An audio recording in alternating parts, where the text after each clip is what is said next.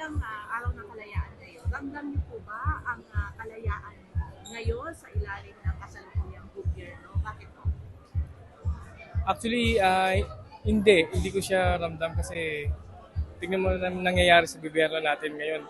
Ah, Most of them, they are fighting and they doing politics para sa kanilang interes. Pero sana magbago din ang gobyerno natin ngayon. Yun lang. Thank you, sir. Kalayaan sa ilalim ng kasalukuyang gobyerno. Bakit po? Siguro hindi masyado kasi marami pa rin ano yung bansa natin. Problema siguro parang hindi rin ma-reach out ng kasalukuyan ng gobyerno. Ganon. Kaya medyo parang half-half.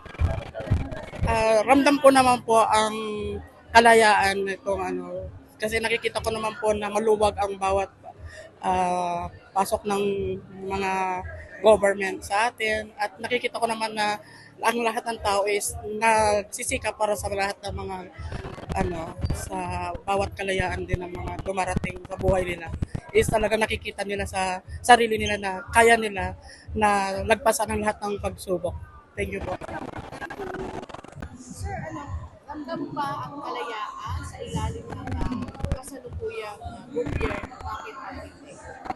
Sa ngayon, wala akong masasabi na kasi puro sila barila sa Senado eh. Hindi pa nagkakayos-ayos eh. Puro sila, gulo. Kaya pati bayan, nagugulo din. Ano namang mensahe mo sa gobyerno ngayong araw sa kalayaan? Sana magkayos-ayos. Hindi eh.